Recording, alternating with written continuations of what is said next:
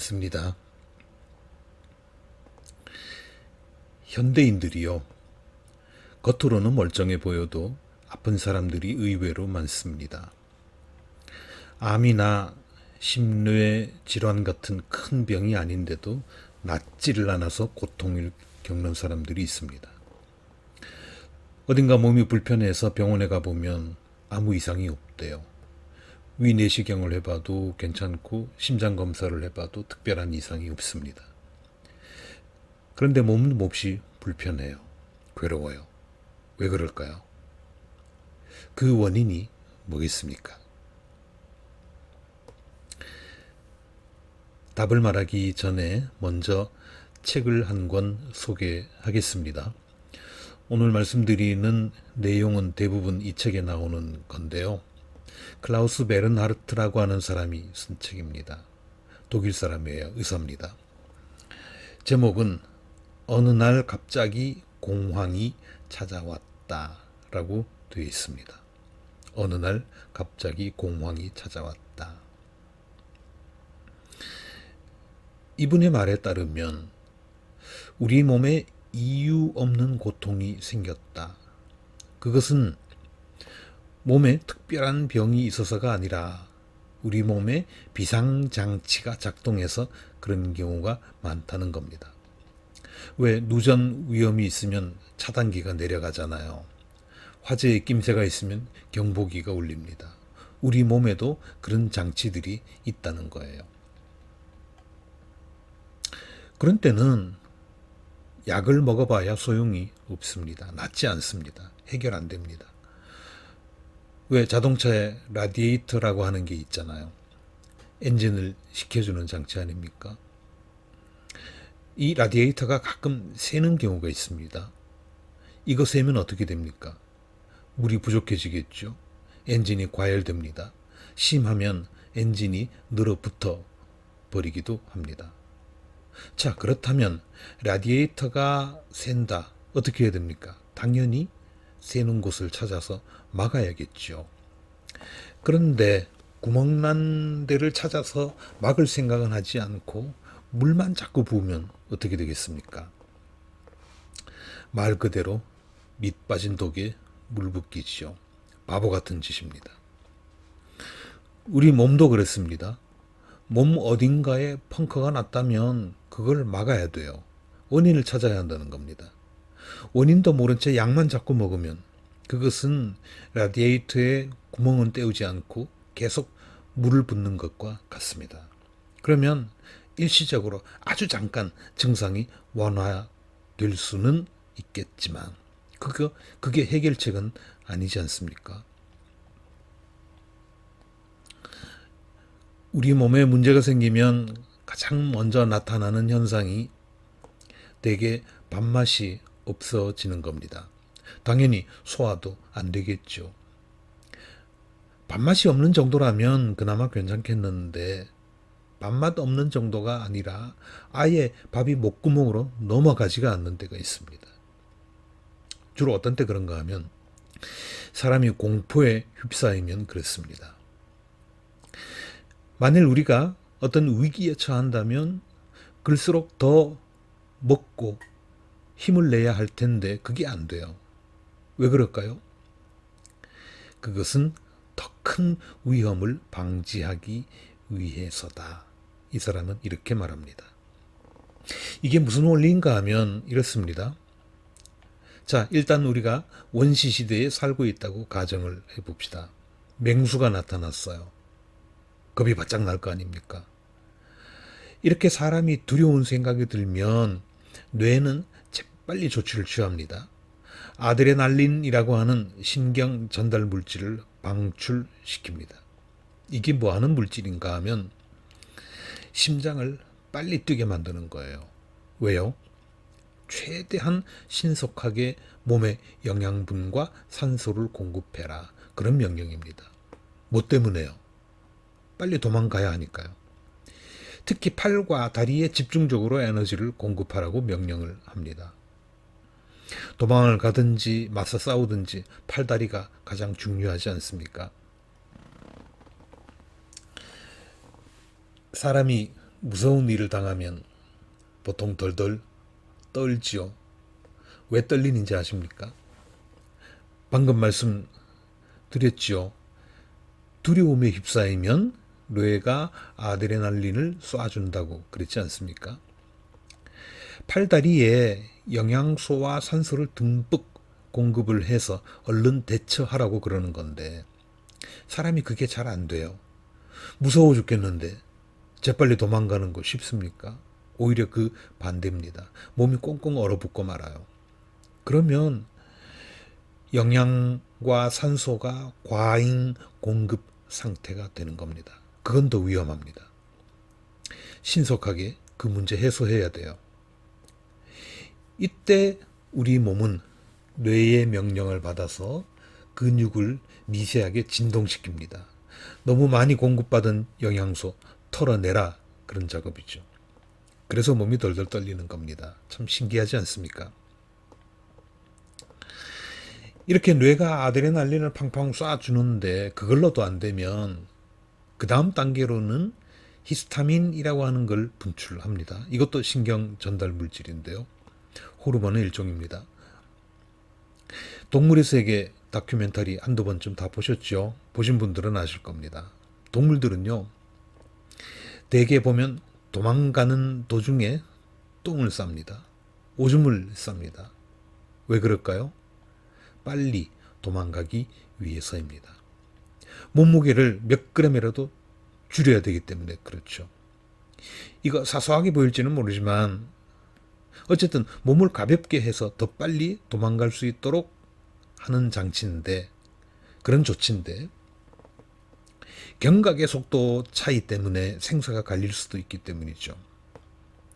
사람도 동물하고 크게 다르지 않습니다. 두려운 일이 생기면은요, 무서운 일이 생기면 우리 뇌는 일단 소화 기능을 멈춰버립니다. 그런데 에너지 쓸 여유가 없다, 그런 얘기죠. 그래서 설사가 나기도 하고요. 오줌도 자주 마렵습니다. 왜 우리가 어떤 기가 막힌 일을 당하면 이런 표현을 쓰죠. 지렸다, 그럽니다. 요즘 아이들도 많이 쓰던데 어쨌든 그게 그 말이에요.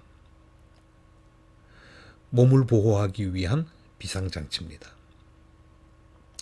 사람의 몸이 이렇게 정교하게 만들어져 있습니다. 그래서 현대인들도요, 원시시대 때부터 가지고 있던 유전자를 아직도 그대로 가지고 있거든요. 그렇기 때문에 뭐 요즘은 맹수 만날 일은 없겠지만 그럼에도 불구하고 지금도 뭔가가 두려우면 똥오줌을 지릴 지경이 되는 겁니다. 그런 상태니까 당연히 목구멍으로 밥이 안 넘어가겠죠. 이거는 건강한 현상입니다. 다시 말합니다.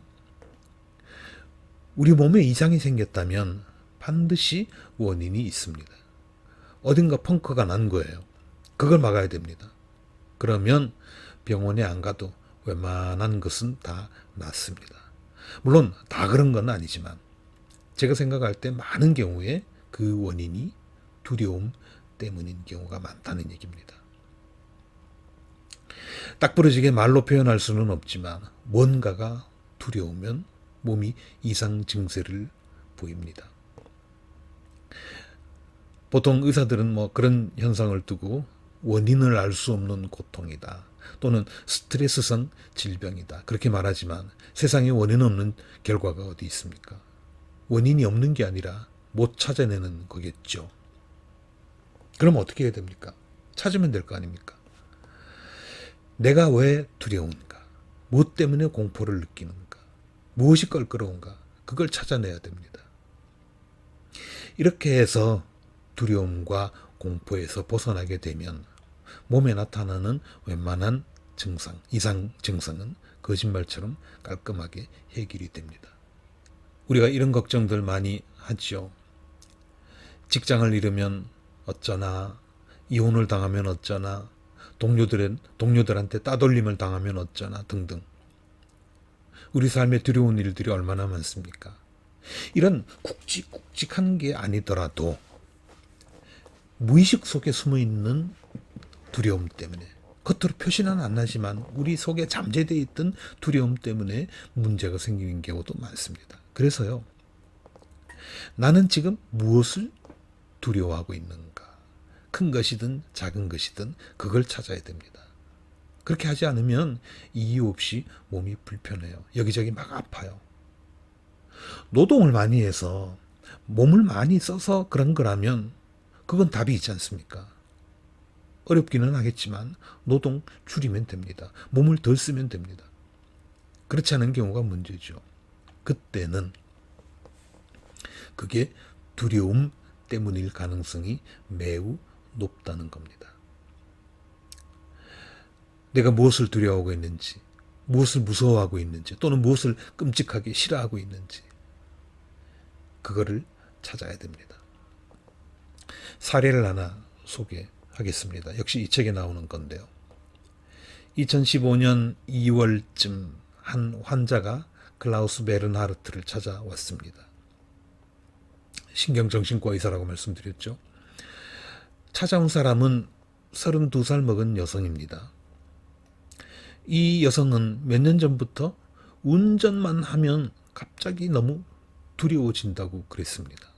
특히 긴 터널을 지나갈 때 힘들다고 했습니다. 그래서 가족들이 휴가를 갈 때도 터널이 있는 곳은 못 가요. 터널 없는 경로를 골라서 다녔습니다. 이런 증상 때문에 이 여성은 이미 2년 동안 다른 병원에서 심리치료를 받고 있었습니다. 우울증 약도 먹었습니다. 그렇지만 낫지 않았습니다. 여전히 운전이 두려웠습니다. 결과부터 말씀드리면 이 여성의 병은 베른하르트를 찾아와서 치료를 받고 나았습니다. 그 과정은 제가 지금 말씀드리지 않겠습니다만은. 그리고 우울증 약도 끊었습니다. 다시 운전을 할 수 있게 됐죠. 이제 긴 터널도 전혀 문제가 되지 않았습니다. 그런데 8개월쯤 지난 뒤에 문제가 생겼습니다. 갑자기 다시 공황이 다시 찾아온 거예요. 전에 그랬던 것처럼 운전대를 못 잡겠다는 겁니다. 이렇게 호소하는 환자에게 베른하르트가 몇 가지 질문을 던져봤습니다. 그 원인이 금방 드러났습니다. 자, 치료를 잘 받아서 공포에서 해방됐죠. 그래서 이제 어디든지 운전을 해서 갈 수 있게 됐습니다. 그때 가만히 생각해 보니까 시댁에 다녀온 지가 거의 3년이나 된 거예요. 그런데 시댁으로 가는 길에는 터널이 길다란 게 하나가 있었습니다. 반드시 그 길을 통과해서 가야 됩니다. 다른 길은 없습니다. 근데 그동안은 어떻습니까? 공황장애가 있었기 때문에 저 터널을 못 지나다녀요. 그래서 시댁 못 가요. 그래서 안 가도 됐습니다. 근데 이제 병이 나았지 않습니까? 상황이 바뀐 거예요. 어쩔 수 없이 다시 시댁에 갔죠. 어떻게 됐겠습니까? 병이 도졌습니다. 근데 이 여자는요, 결혼한 지 얼마 되지 않아서부터 견딜 수 없을 정도로 시어머니가 불편했습니다. 그런 얘기 많이 하죠. 아들 뺏어갔다고.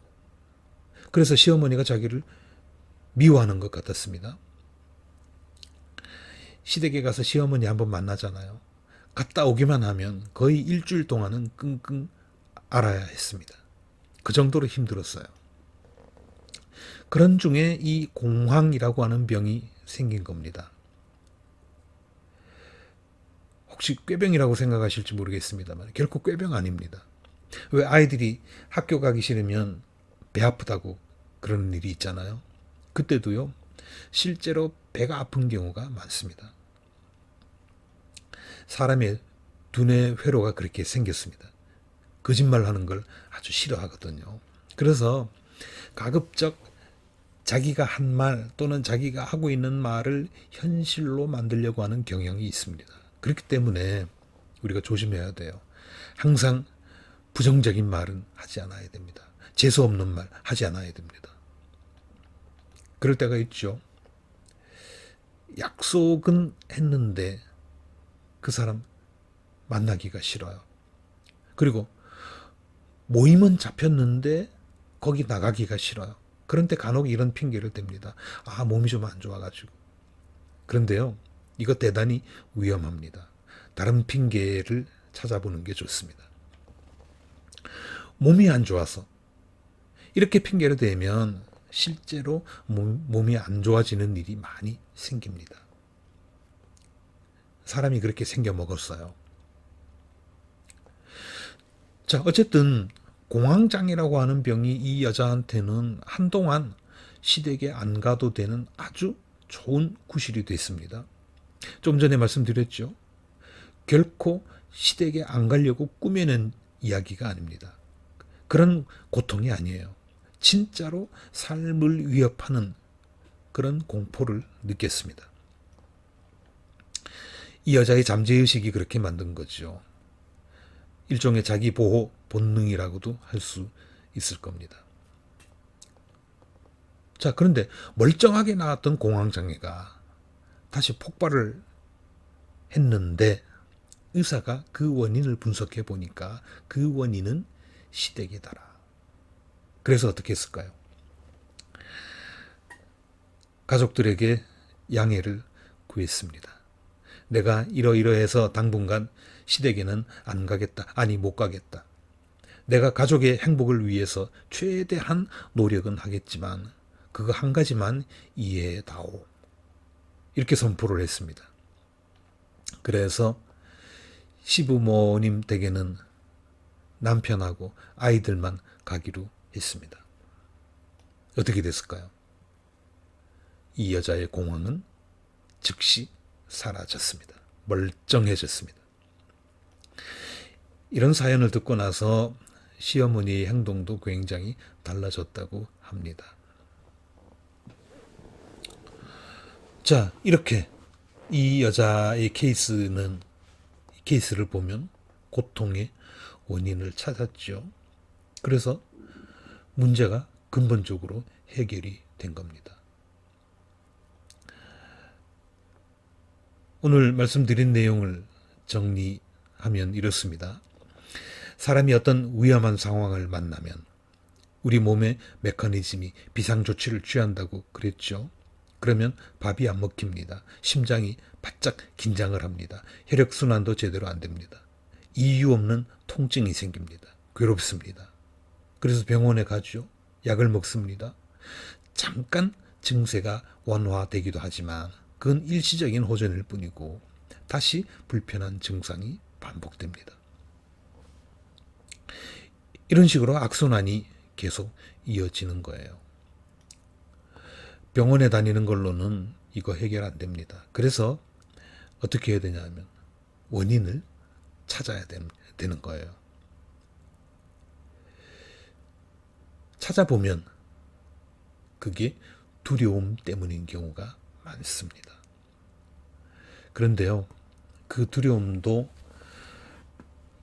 자체가 원인일 수도 있지만 그렇지 않은 경우도 있습니다. 앞에서 말씀드린 것처럼 공황장애를 앓았던 이 여자한테는 시어머니에 대한 불편함, 그게 터널에 대한 공포로 나타났습니다. 대놓고 시어머니가 싫다 그러면 도덕적으로 비난받을 수도 있잖아요. 그래서 그런지는 모르지만 아무튼 우리 몸에 찾아오는 비정상적인 고통, 통증, 이거는 두려움 때문인 경우가 많다 하는 얘기입니다. 이 두려움이라고 하는 것은 마음의 고통뿐만 아니라 몸의 고통도 만듭니다. 실제로 몸이 아파요. 자, 그렇다면 여러분을 두렵게 만드는 원인이 무엇인지 찾으면 됩니다. 꼭 찾아내시기를 바랍니다. 그래서 고통으로부터, 괴로움으로부터 꼭 해방되시기를 바랍니다.